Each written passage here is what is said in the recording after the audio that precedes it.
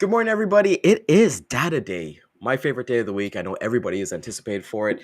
We want to welcome you to Sales Chatter, the logistics podcast, where we aim to help 10,000 reps hit a million GP. I'm your co-host, Ryan Mohammed. With me is my main man, the bodacious cowboy, president and CEO of RGTX Logistics Solutions, Jeff Dickinson. How's it going this morning, my man?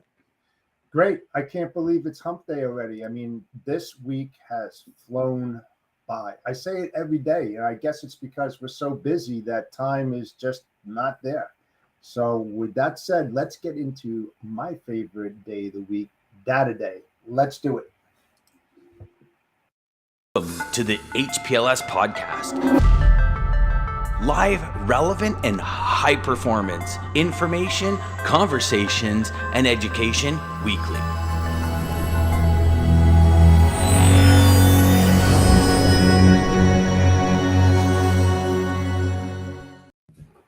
It really is the best day of the week. So we've got a jam-packed panel, as you guys can see this morning. So first and foremost, I want to say, Dean, good morning to you, my friend. Thank you for coming on this morning. It's always great to see you. Hopefully the Grumpy Pete is doing well as well. And we've got my man, Mike Langstaff. Welcome to the show, brother. How you doing this morning? Welcome. Thank you. Good morning, guys. How are you? Awesome, Things are good. Like Jeff mentioned earlier, hump day.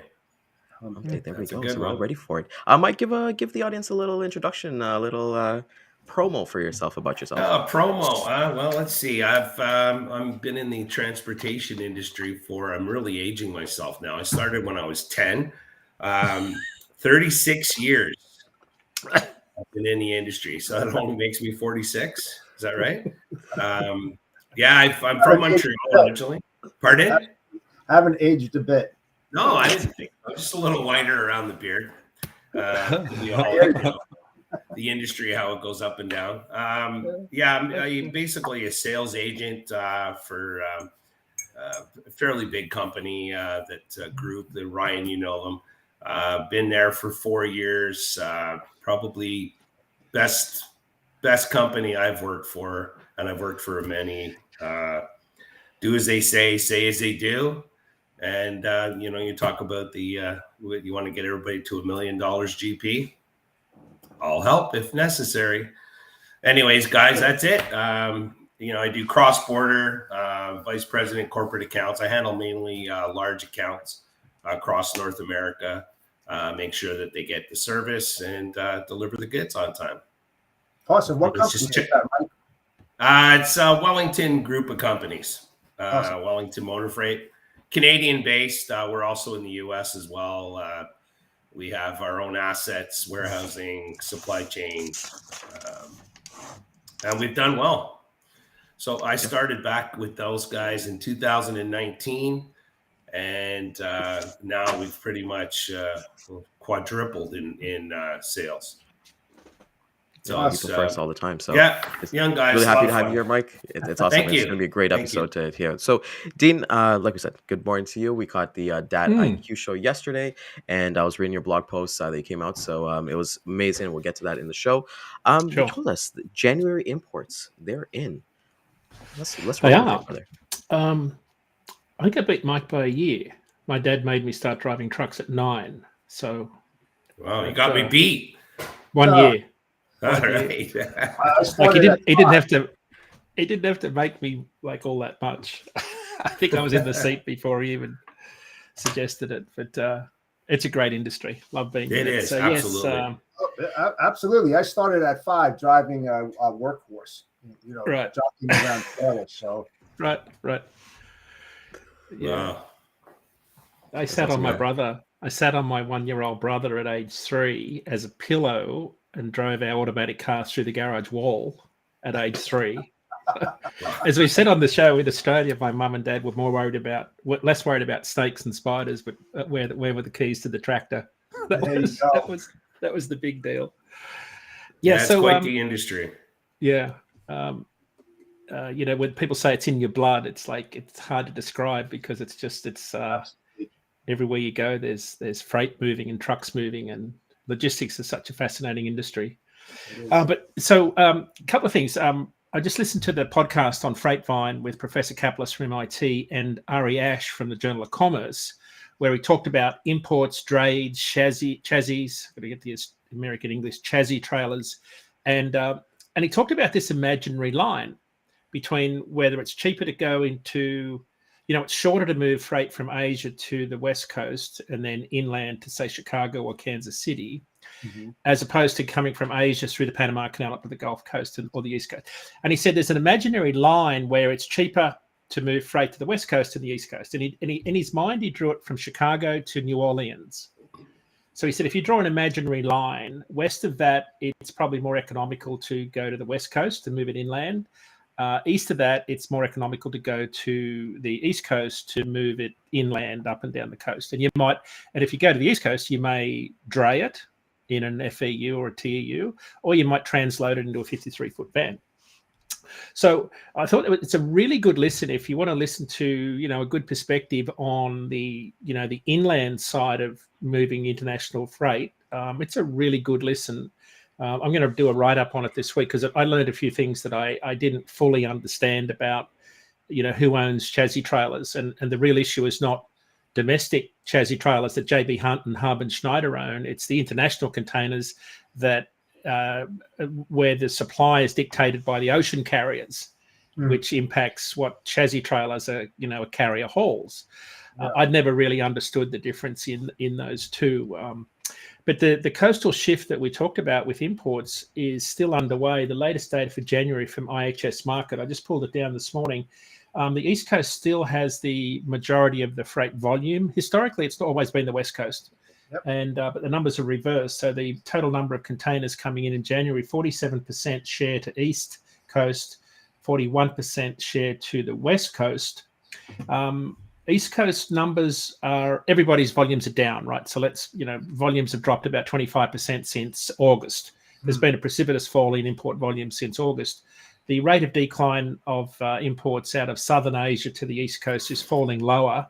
But if I give you some year-over-year numbers to give you a sense of the shift in freight from the West Coast to the East Coast volumes are down 11% year-over-year. West Coast volumes are down double that at 24% year-over-year. Wow. So, volumes are dropping. And, of course, on the West Coast, we've still got the ILWU agreement that is still not in place. Shippers are now, as we talked last week, into that process where they're routing their imports from Asia to the US for the spring and summer, and then we get into the retail season.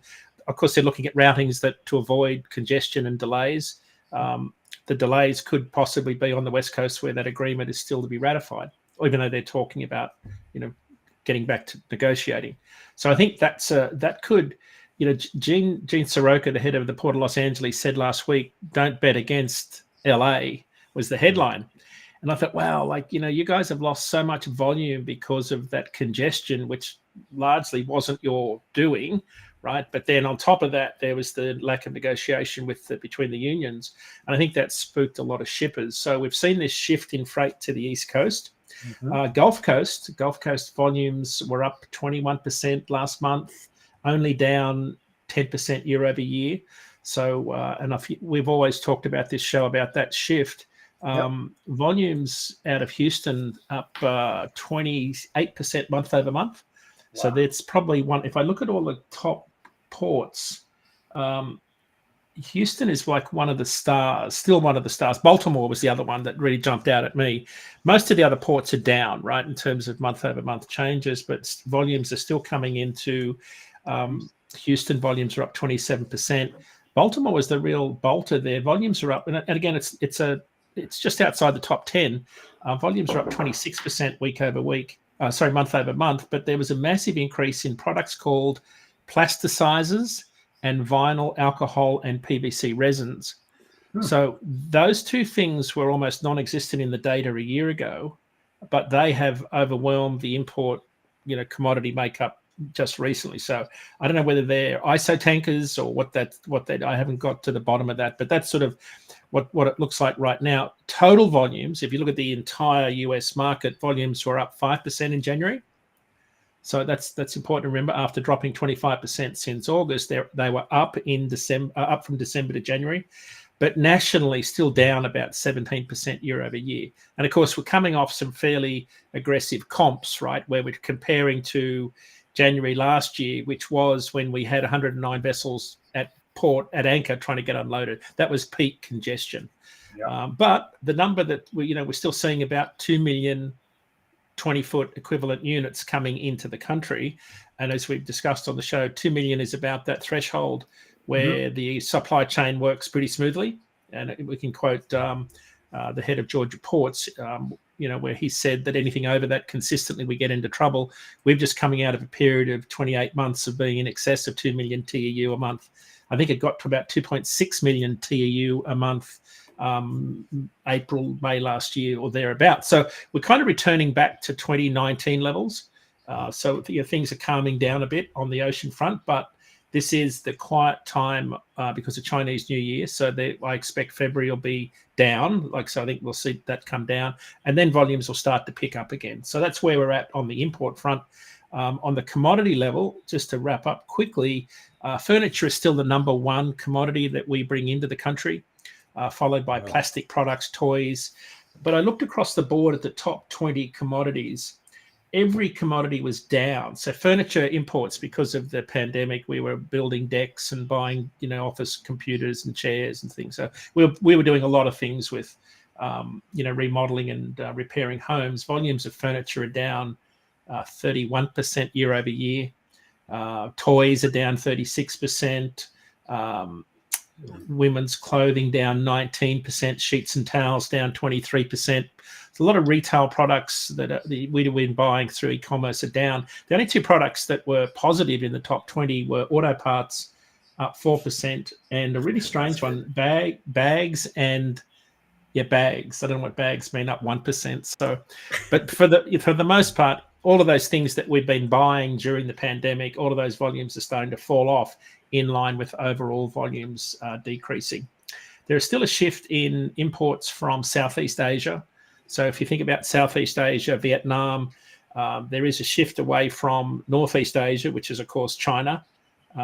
There's less volume coming out of China, but more volume so it's an increasing volume out of Southeast Asia, which, of course, is heading west through the Suez Canal to the East Coast. And that shift, it looks like, being sustained for those that think about, organising trucks and carriers and loads and logistics on the East Coast. So we're looking at, I think that trend will continue while ever, in particular, the ILWU agreement is not ratified on the West Coast.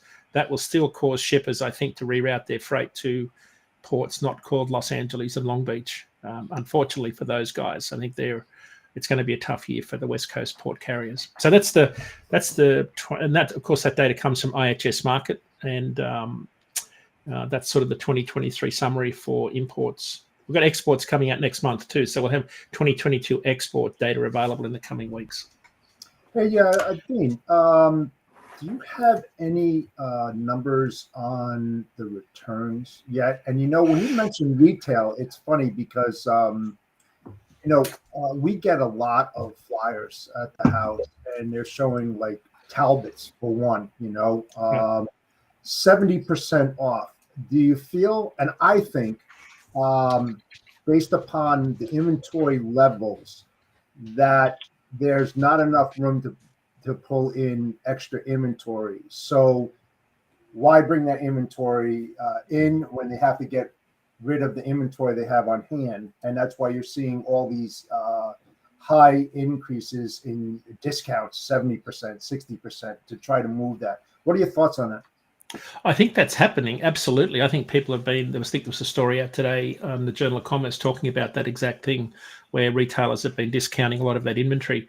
I go back to what we talked about on the show last week with David Jackson, CEO of Knight Swift. What he said at the Stifel conference last week was that he expects that all of those inventories will return to normal by the middle of the year. So all those inventories will be drawn down, whether it's and you mentioned returns.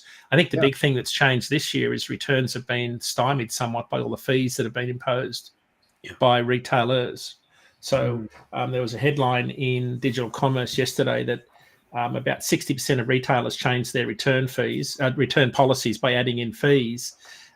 So I think that's crimped a lot of the typical volume that we see on the return front. But I haven't seen the final numbers on what return season looks like, and I'm not sure how to get that.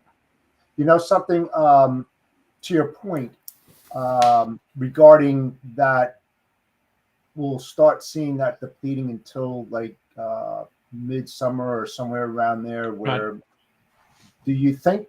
I mean, just logically, I would think there would be an uptick on imports coming in because depleting the inventory. Now they have to boost that inventory up. Right. So I would think that, you know, you should see a pretty good climb starting around that maybe June, you know, maybe June, July, somewhere in that area. The National Retail Federation pegged it at about 18%. The amount of merchandise that will be returned as a result of, you know, shopping during the 2022 season. It's about 171 billion in goods. They said it's about 1%. That's about 1% higher than what it would normally be throughout the year. So the National Retail Federation is probably the go-to source on that number, but I don't know. I'm just doing a quick search here now. I haven't seen any final numbers from them on this season. It's generally pretty lag data by the time they get it all together. So it's probably a topic we need to chase down at some point, Jeff. Yeah, that's a great point that you both mentioned, because like even for us, like my wife and I, we were shopping and we got an elliptical that's normally like $500 for like $100 at Walmart. You know, we're like, why not? Really? Why not take the chance at it? Because, but you look at this, I compare it to like during COVID, you couldn't find dumbbells anywhere, you couldn't find yoga mats anywhere, you couldn't find these things, and they were at a premium. Mike, you I know that definitely COVID with the retail, it's affected your business as well, right? Oh, absolutely, absolutely. But mind you, in 2022, probably the best year ever. Right. You know, it depends on, I guess, the industry that you're, you know, like I try and diversify with my customers. You know, food was up because more people were staying home and eating at home and not going out to restaurants. Automotive was down a little bit because, you know, where are you going to drive? Just drive around. You couldn't go anywhere, especially in Canada.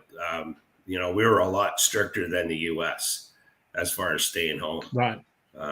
You know, but as far as like you mentioned about the dumbbells and workout equipment, people wanted to shed off all that food that we were staying home and eating, watching TV. Right.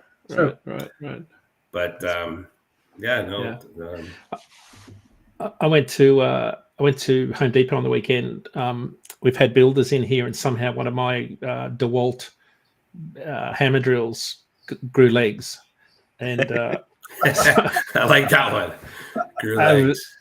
Talk about God, I was annoyed because I just bought this 2-pack, right, and all the batteries, and I was set to do all these renovations and stuff anyway, so my drills vanished. So I thought I'll just whip down to Home Depot and get another one because they should be on special. Well, not only weren't they on special, the wall full of DeWalt drills they'd had were gone. Yeah. Because to your point, Jeff, they were heavily discounting all of this inventory they had. And as I walked around the store, I'd ask these guys, you know, where's this, where's that? And it was like a simple 4-gang light switch that I wanted for a new light cover we'd put in. Yeah, it's only available online and it's out of stock. Like everything I asked for was out of stock. And I thought, okay, so this is the end result of all of that excess discounting and all of that excess inventory. But the DeWalt drills, and I remember seeing it. There was the whole front wall behind the cash registers was you know, like a 15-foot display of DeWalt drills in all these cages. So they had a lot of inventory. I think they'd over ordered and then moved it all to the point where they had nothing left. Couldn't even buy a drill for $99. You know something, Dean? Talking about the automotive, when I was working for Ford, running the PDC there, you know, we could gauge as far as VOR, vehicle off the road, and that was based upon, you know, parts breaking down, et cetera, and replacing them. With the pandemic and people being home and not being in the office and taking mass transit, I wonder what kind of impact it had on auto parts, you know, the auto zones and the Best Boys and all of that out there. How much of an increase? I'm going to assume that there was an increase in auto parts for that simple reason. And of course, that would put a lot of pressure on the, you know, on the transportation, you know, more trucks, more loads, et cetera. Do you have any numbers on that? I know we didn't talk about it, so I'm not going to expect you having it, but I was just wondering. I don't. Yeah, I don't. But I think anecdotally, you're 100% right because we've just seen a massive drawdown of inventory in a lot of areas, but I still can't get parts for my Peterbilt, parts that I would normally just be able to go to a truck line nearby and buy. They've still got shortage issues. And you think so about I think that too. You think about that too, Dean. We had the problems of getting the chips. Remember? They're shoring and stuff. All of this. How about the other parts that were coming in from Asia and all of that, right? Right. And now you have an uptick of people driving their cars more than what they would during the week. That puts a lot more pressure on it, logically thinking. So that's why I'm asking that question. What, how much of an increase it had to? I mean, just logically, it had to go up quite a bit. Yeah, I don't know. There's probably some, I don't know, they're the auto parts folks, public companies. We'd probably have some earnings calls we could dig into. I've never looked at that, so that's a good question. Yeah. But I will say that, we had, so we've just done some repair and remodeling. And remember on our show last week, we talked about our guest we had, Dustin Jalbert from Fast Markets. He said that 30 to 40% of, lumber demand was repair and remodeling in homes. Well, we've just gone through a renovation here in this house we've bought. And so 9 months ago, we ordered windows. And we had the windows installed just before Christmas. Fly screens turned up last week, and we're still waiting on another fly screen that may come in the next week or so. So there's still shortages of, and the input components is the mesh that they're having trouble getting. On our kitchen side, same thing with the kitchen. We still are waiting on. We must have had 4 or 5 different, sequential deliveries of different, panels, doors. The doors turn up without the router hole drilled for the hinge, little things like that. And we talked we talked to the designer and said, well, what's up with that? That's pretty basic stuff. People, they can't get staff. So this is still going on, where there is a staffing shortage. There are still componentry shortages that's still impacting the supply chain. But I think, anecdotally, it's just getting easier. Like it's smoothing out, but it's still persisting. And that's why this show is so important, because as you know, I always look in logistics about the what if scenarios, and what I just said about the auto parts being out there. It's about ramping up and thinking about the what ifs and how are you going to respond to this if you know that the data is there and it's going to come down. How do you ramp up and prepare yourself for the extra capacity? The extra people to handle that onslaught, because it's going to come. You don't know when, and you're trying to, funnel that down to a specific time. When is this going to happen, and how am I going to respond to that increase when it does happen? And that's what I like about this show. This is my favorite day of the week, because you're able to tell. It is interesting. Yeah, you're able to tell the people out there that this is what's happening. There's a huge change. What are you going to do about it to prepare yourself for your customers and your prospects? So it's good stuff. Good stuff. We just had a data point out today too, which is probably worth covering on that point, Jeff. If you think about truckload demand, the data point that I follow probably the most closely is the Michigan State University Truckload Ton Mile Index, based on 41 freight producing commodities. Professor Jason Miller is the go-to guy to follow on LinkedIn if you're not already. But he was on our show a few months ago, and he said that he expects December volumes to be flat to down. They were down just under 1% month over month in December, down 2% from the March 2022 peak, again, which makes sense.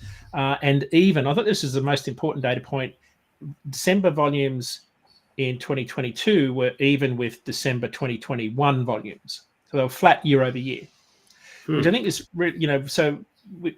there's still consistent truckload volumes in the market, but he's becoming less optimistic, I think would be the right term, about what 2023 looks like, basically because of the industrial economy. He said his closing point in his LinkedIn post today was a lot of the fortunes of the trucking industry will hinge upon housing starts, which are out tomorrow for January's housing starts and permits. A lot of our freight volume for dry vans and flatbeds, of course, are tied to housing, mostly single family housing. But that's why I mentioned imports of furniture at 13% of all containers. It's double the next nearest commodity we import. So furniture imports are by far the biggest thing that come into this country. So when you think about imports are down 25%, furniture imports are down like 30% year over year.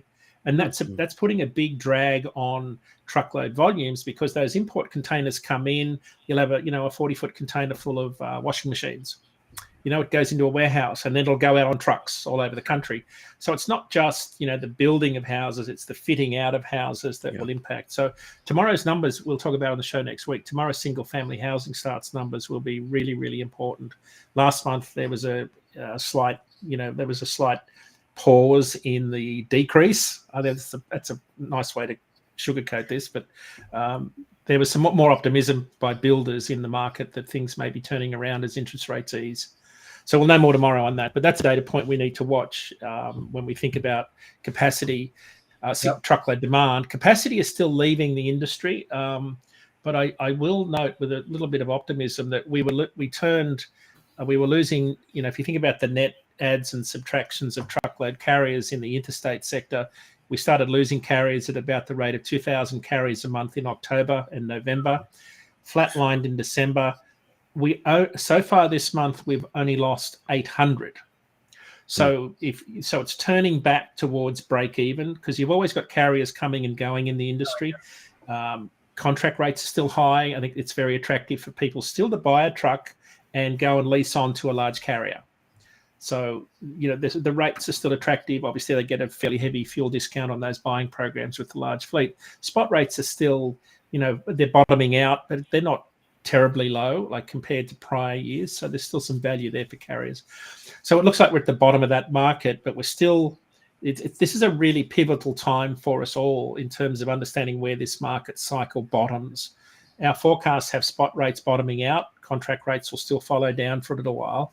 But when capacity starts to become net positive, that's when we start to see this next market cycle coming up, because that should be consistent with spot rates turning back up for the positive, which again, now forecasts are showing that spring, is when that normally happens, because you see more building, more materials being built, more steel being hauled, more machineries coming in from overseas into Baltimore and Houston and Galveston.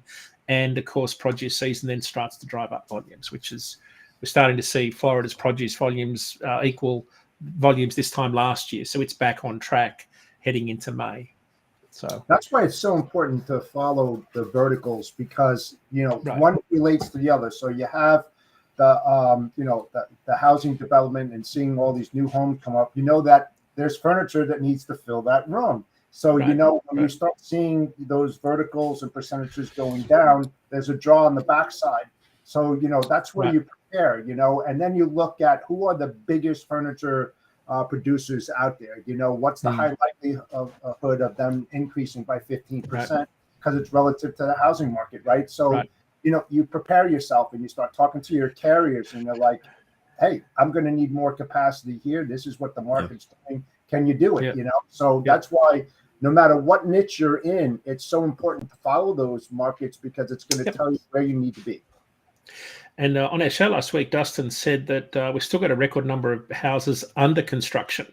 So there's not just the houses that are starting each month and permits that are being applied for, which tell you about who's going to break ground in the next couple of months.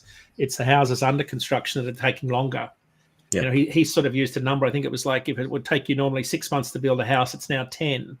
So it's taking longer to build those houses because of those supply chain disruptions that we've all, just been talking about in different areas. Yeah, well, we see that in our area like a lot right now. Like houses are half built right now, and they're just waiting for it to kind of thaw out and things like that. And one of the kind of jokes that I was talking with a real estate agent friend of mine is that a lot of these new builders, they don't have the capital to actually go and build the houses. So they're taking those deposits.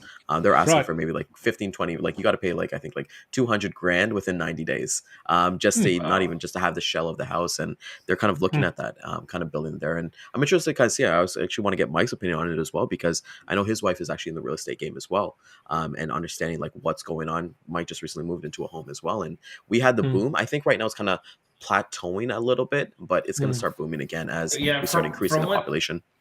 From what she said, there's not a lot of inventory out, so basically it's driving back up the prices of homes. There's a lot of bidding wars. But it's funny with the interest rates being so high. it's actually starting to move the scale upward again. And she's working all the time showing houses. But yeah, there's not a lot of houses available. And now with the kick with in Ontario, they want to push for, more affordable homes. And wood, for an example. I built a rink there when I came in. Now it's a swimming pool, but to find wood and the cost of wood, it's really expensive. I bought 4x8 plywood for the boards, and it was like almost $60 a sheet. That's unheard of, Wow. And go and look at Dean, when you were mentioning of inventory, the inventory is way down for wood. Exactly. So that slows the whole process down for the housing industry, and that's why you see a lot of shells or it's not completed. That's probably one of the reasons. But the real estate agent, the real estate market. I'm not a pro at it, but she is, and she said she's pretty busy working, but it's actually buying. But there's price wars again. 20. I sold my house in 2 days. 2 days. Awesome. But to negotiate this house, it took a little bit of a while. It's out in the boonies, and it's perfect. Took me 60 years, but that's okay. I thought you were 55, I actually want to get to David's question. I saw it earlier on, and I kind of want to get everyone's kind of opinion on it, where he says, hey, he's been hearing rumors that fuel prices may go quite high this summer. Is there any data to back this up? Probably. Yeah, probably. People want to get on the road. It's vacation time. That's it. They always do. Every year. Yeah, it's a great question. Diesel, what was it, down to $4.44 national average this week? So it's down, I think, 9 cents. That's a long way south of the $5.80 a gallon national average in July of last year. One of the things I've been very concerned about is the impact of China's economy reopening and the draw on global fuel demand, or crude, because they're the largest importer of crude in the world. So when that economy, they're still coming out of 2 years of pretty heavy lockdowns, but their economy is not doing so well either. Normally they can invest their way out of the doldrums that they're typically in. I don't know that we'll see that this time around, but that's the wild card for me, is how that economy ramps up and starts to put a draw on demand. But diesel prices are coming down. Normally they do go back up in summer, so I think Damon's onto something there. I don't have any data. The guy to listen to is John Kingston, who has a podcast called Drilling Deep. He's one of Freightways' best journalists, but he'd be the one that I would listen to if you wanted to get your head around where diesel prices are headed longer term. How much, Mike? What's the cost per liter up there? Well, sorry guys. What happened? Oh, sorry guys. You're here. No, there I am. Right now, so it's approximately 4 liters for every U.S. gallon. Right now, you're looking at $1.50, I believe, $1.47. So multiply that by 4. It's well over $8 a gallon. You guys in the U.S. would go nuts. Like if you think about it, it's double. Yeah, isn't that right, Ryan? It's about 4 liters per gallon. Yeah, 4 liters per gallon, and I just pulled it up to. It's about 3.5, but yeah, it's looking about like 135 and one. And so it's almost worth it for me to drive to Buffalo, fill up, and come back. Even with the U.S. exchange, it's still cheaper. Right. But then again, that's supply and demand, right? 300 and some odd million versus 30-something million. Right. Dean, our whole country's going to work on batteries soon. We hope so. We're still waiting. Dean, you made a blog post yesterday, and the conversation I kind of want to have with you is in terms of roadworks. Can you explain to everybody in the audience in terms of how much hours are lost for truck drivers just based off in congestion and sitting in traffic? Because I think that's such a big thing that we don't look at. Wow. Yeah, the blog post is one of the pictures. Figure 1 in my blog post is a picture I took in roadworks coming out of Atlanta recently. On 995 North, I left at like 2 p.m. I thought, this will be good. I'll be ahead of traffic. I'll get out of Atlanta. This will be, I'll be and if you're listening to my navigation device, it's saying estimated time of arrival is 21 hours into Boston. I thought, oh, piece of cake, I'll do that easily. I'll be there at 6 a.m. or something in the morning. Anyway, so I hit, we're tearing along, and there's just trucks, flying everywhere, northbound and southbound. And then we hit roadworks where they're widening the I-85 from 2 lanes to 4. It added 2 hours to just getting out of Georgia alone. Wow. And what struck me was that if you look at the picture in my blog post, it's just nothing but trucks. And this went on for hours. So the congestion, because traffic has memory, right? So this bank up here would have worked its way back like a ripple all the way back into Atlanta over the course of the afternoon and evening. But this added, it was midday before I got home the next day. So it added a substantial amount of time because it threw me out of sequence in terms of where I needed to be at different waypoints along the way. So what struck me, though, was that these guys were creeping along, it was over 5 miles an hour. So that meant that their on duty was triggered, right? So if you can stay under 5 miles an hour, it stays off duty on your ELD device. So they were racking up hours. And what struck me was how much is this really impacting productivity? And then I thought if we didn't have roadworks, we'd have probably worse rates because we'd have more trucks moving at a higher velocity through the freight network. So there's good and bad with that. But the data from INRIX is a global traffic telematics company, and says that the typical driver in this country loses about 51 hours in congestion, which is, a staggering amount of time. Some of the worst cities in the world. So I think 3 of the top 5 worst cities in the world are in the US. London is obviously the worst. New York What's City, that? New York City, number 1. Yeah, so Chicago. Toronto for sure. Chicago's 155, Paris 138, Boston 134, New York's 117 hours in lost time. So these are, that's what do you got, 168 hours in a week. So there's London, you almost lose a week in terms of commute time. No surprise. Wow, that's crazy. I think we talked about this on SiriusXM last week, and I think the common link here is that a lot of these cities have grown, I'm going to say organically. They're not like where I'm from in Canberra in Australia, which was designed by an American architect with 100 years of growth in mind, where everything is symmetrical with rotaries and roads that radiate out. So 100 years worth of growth was planned back in the early 1900s.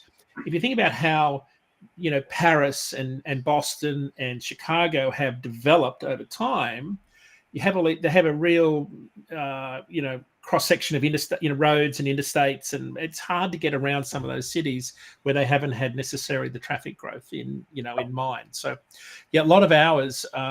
It's billions of dollars, Ryan, as the ATRI report will show you. But some of those corridors that are still, the worst corridor is not far from where Jeff and I are. In fact, in between Jeff and I is the worst traffic corridor for truckload carriers, and it's the I-95 through Stamford, Connecticut. Oh, yeah. It took the number 1 and 3 spots, I-95 north and south. I think congestion on the return trip is still as high as 30 minutes in terms of what people lose, and 34 on the northbound. And of course, I-5 in Los Angeles was, right behind that. So it's a big deal for carriers. I think it's frustrating for truck drivers, though. But I think, as I said in my article, Ryan, this is the bitter pill we all have to swallow. Yeah, you know something, Dean? It's just like there is a specific time that truckers need to get through those pain points in order to avoid it, and that really dictates, scheduling when the receiver can take you in. If you're stuck there and you're hitting that New York on I-95 around Fort Lee 4:30 to 6:30 in the afternoon, you're done. And forget about the LIE, right? Forget about the LIE, man. You don't want to be at that time. That's just absolutely. You might as well just park your truck in the fast lane, but you ain't going anywhere. Yeah, that's the problem with ELDs, right? You kind of can't just sort of sit traffic out anymore. You got to sit there and just do what you can. ATRI had ATRI's report came out last week. Rebecca Brewster was on SiriusXM just after me talking about their 2022 report on the traffic bottlenecks. Not much change there. I mean, Fort Lee around I-95 there in New Jersey, number 1 still, going across the George Washington Bridge. That's going over GW, the Flogsnet, the Whitestone, right. Horrible stuff. Yeah. You know, it's funny. I've always said that the truck should have their own lanes. That would speed it up. Right. But that never happens, especially on the 401 going between Montreal and Toronto, which I do quite a bit. You know, there's 2 lanes, and then the trucks are side by side going 100 kilometers an hour or 55, and you know, you're frustrated because you want to pass them. But hey, we love truckers. But if they had their own lane, I think it would move quicker, and cars aren't allowed into that lane. I don't know if that's something by the future. So that'd be interesting. Like, I could imagine me coming up behind a big fleet truck speed limited at 63, and I'm on, and I've got it. Yeah, I'm going past. They don't call it the left lane express for nothing. No, that's true. Well, when you guys talk about those things, I think about, like, I used to do a lot of heavy haul back in my day when I dispatched flatbed. Right. So you look at those situations where you have permits, you got escorts and things like that, and you can only travel at night, or you got to plan your route that there's no bridges, or your mold and everything's going down. So you only really have one choice, and if you're losing that much hours, and most of the time, whenever you're doing a heavy haul or anything like that, they need it immediately. They're not bringing that over because they've got a crane booked, they've got a crew booked. You know, it's time and everything like that. So that's what kind of brings up my mind. Something, the first time in the history, I just read this, and Dean will love this as well. They actually had several heavy haul down I-95 going across the George Washington Bridge, and they actually shut the roadway down for the escorts and about 12 or 15 with heavy hauls. They literally, the first time ever that they shut that road down. I mean, they were going down the middle of the road. I mean, you've been over the GW Bridge, but they shut it completely down for miles to get these guys through there. Because, I mean, just imagine these heavy haul wide loads around rush hour going over GW Bridge. God bless. What a nightmare. I mean, that's just seriously. I forgot who it was, but they were big pieces. Several of them. Hey Ryan, I just looked at quickly pulled up the ATRI research on this subject. They peg industry congestion to the truckload carrier industry at 74 billion. This was a 2018 report. I haven't seen anything since, but it was 74 billion. It said that equates to 425,000 commercial truck drivers sitting idle for a year. To put that in dollar terms, how much time they spend. Wow. So I think that's and there's a number of. I love data. Oh, you gotta love data, man. Hey, that's unbelievable. Well, let me ask you this, Mike. Mike, as your sales rep, how are you having these conversations with your customers with data like this? Because we're always intrigued. I know you watch every Wednesday. Yeah. I'll let you know next week. I like that answer. That's fine. Yeah. As funny and sad as this sounds, when you start throwing these numbers out, you know what they're going to say? Oh, that's bull. You know what I'm saying? Yeah, I mean, it's BS. It's just so hard to comprehend that type of number. Right. You know, that people don't realize the cost that's associated with idle trucks sitting there or deadhead miles. They just don't get it. And then the ELDs, they have to. Oh, wow.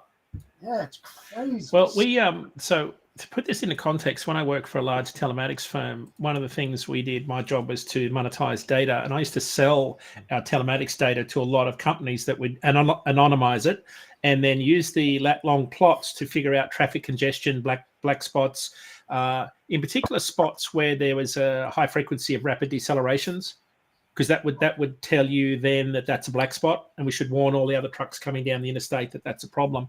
But the data is used by companies like INRIX and ATRI to measure traffic congestion. So it's really accurate data when you start to anonymize it and look at it over a period of time. But they estimated the national average cost to a truck was about $6,500 a year was the cost. So that's 75 billion. It was equivalent to about 287 million miles. So they're the numbers. It's substantial. It's probably the only data set that really equates what it really costs to run trucks, in terms of the congestion piece. But it's good data. But I think what struck me was that if we didn't have construction season, we'd have a lot more trucks on the road looking for work. So that was what was in my mind, right? I was thinking, rates are low, but how bad would it be if we had everyone moving at 70 miles an hour with no traffic? Yeah, that's true. True. Well, that's why we have like the paid highway in Toronto here. We have the 407, which is a tolled highway, and I love driving it. I don't like the cost, but I love driving it because it's just ridiculous. The cost. It's just going back to the fuel in the U.S. versus Canada, and then the roads in the United States, where you pay, maybe $16 from Canada going into all the way to Florida, maybe $20. Here, just like a couple of exits is $20. Right. There. And you don't see a lot of trucks on the 407 either. That's the paid highway. You see a few, but you don't see a lot because, add that cost. But it is a great highway, though.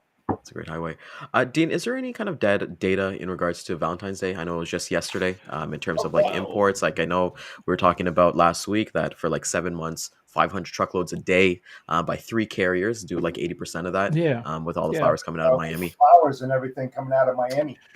Yeah. So, just to level set. We didn't buy any. Sorry, Dean. Yeah. It's about 93% of our, roses and carnations come out of Ecuador and Colombia into Miami. So it's one of those freight events that moves the needle, but not nationally. Rates went down nationally, but they did go up out of Miami northbound by about 26 cents a mile. It's a pretty big jump. Rates have been fairly unattractive for a while for carriers, but they hit $1.66 a mile last week, up 26 cents. That's for reefer carriers northbound. It was our top reefer market last week for load posts, and normally we don't see that.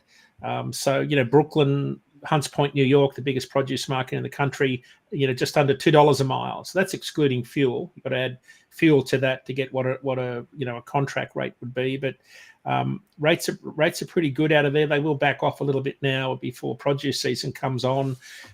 We are about 2 weeks away from the Plant City Strawberry Festival, which starts on March the 2nd. That is the official start of the produce season in Florida. You'll see pretty good volumes come out of there.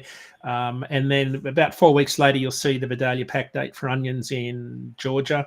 That will that's the starting line for the 2023 produce season when we start to see some national impact of rates. So, some good volumes, Ryan.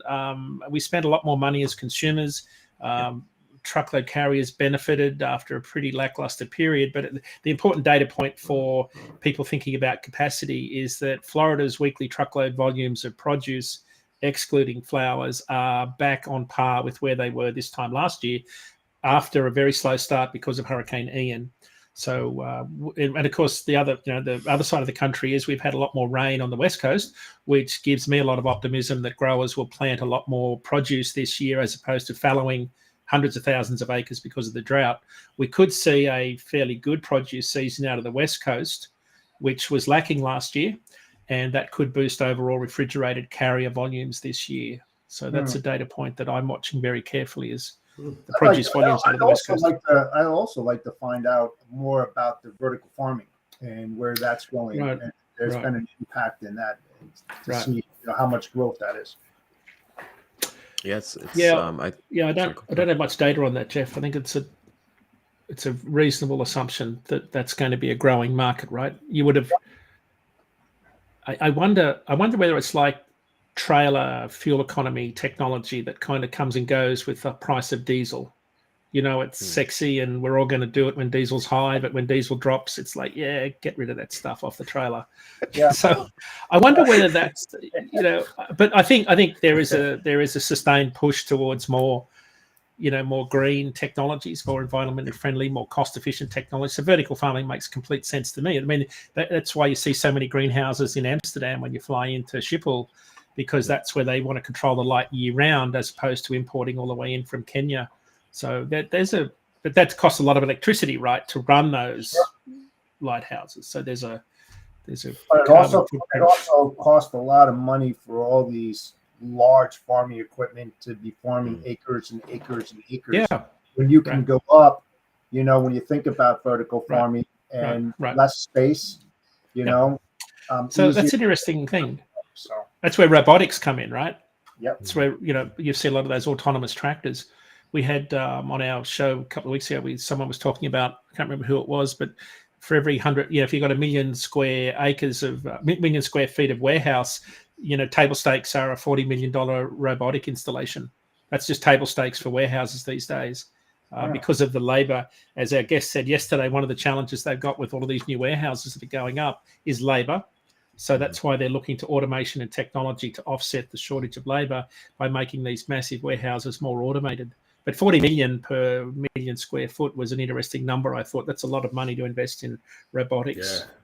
Yeah, it's big. And I know I saw a clip at, was it Manifest, the one that was in Las Vegas?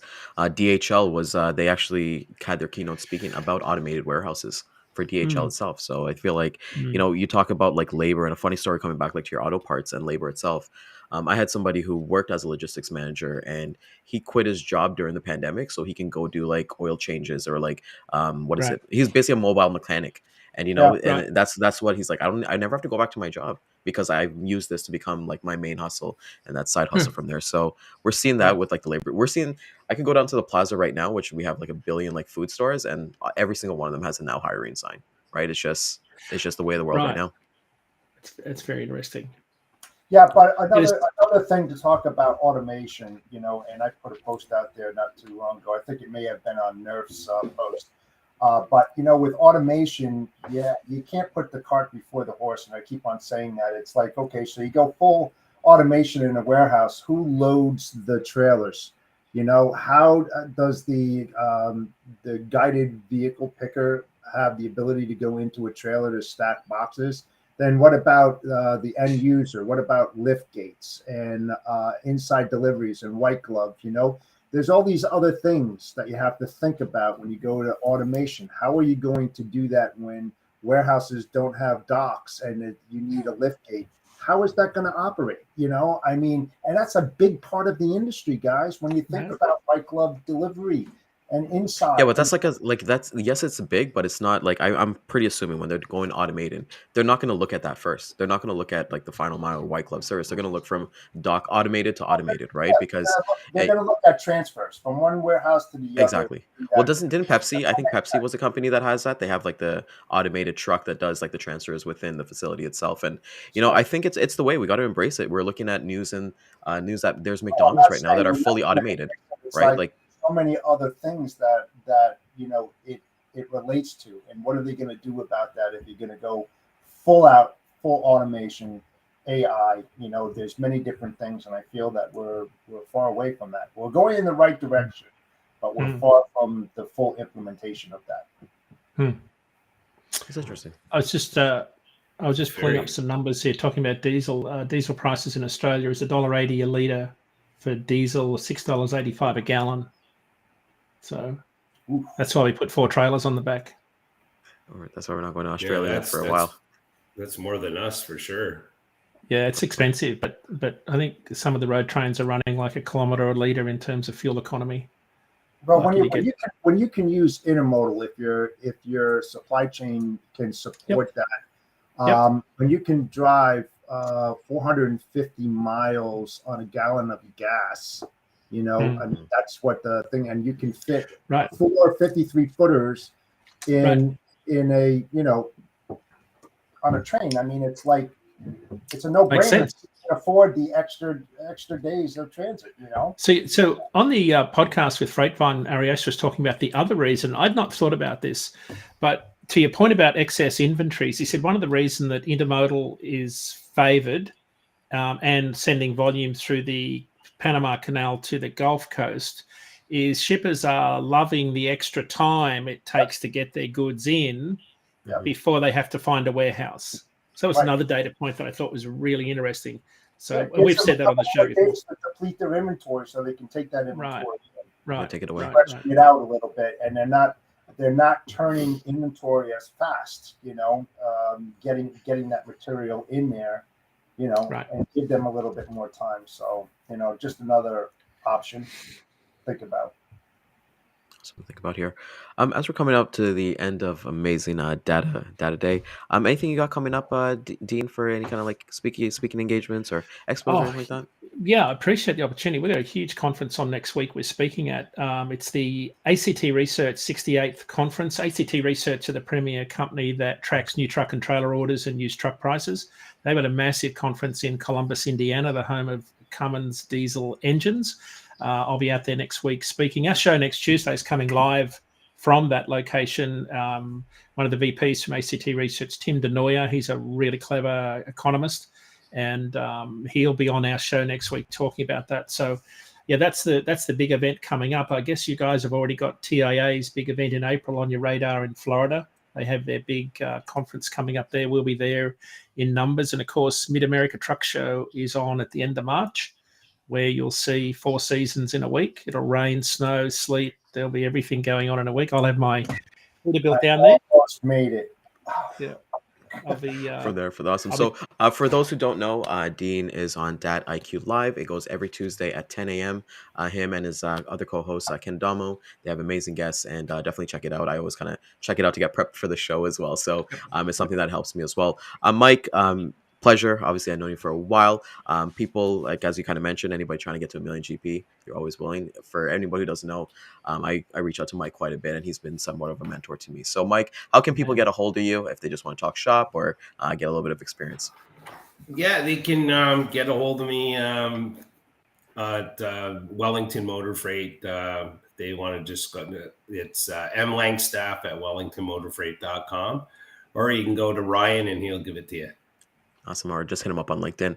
So with that being said, I want to thank everybody for coming out this morning. Thank the audience. It's a great day to basically use data to tell your story to your customers, prospects, even your carriers as well. So if you found value in this, please like, share it, subscribe to us, and then, give it to a colleague, someone who's kind of maybe they're looking for some data or doing different things with that. So catch a replay at 12 and 3 p.m. Eastern time. We'll be on LinkedIn, Facebook, YouTube, and Twitter. And then, Jeff, take us out, brother. Yeah, thanks, Mike and Dean. Once again, it was a great show today. Appreciate your insights, Dean, as always. Can't wait until Very next interesting. Thursday for another episode of Data Day. And with that said, everybody have a great day. Bodacious Cowboy out. Okay. Take care.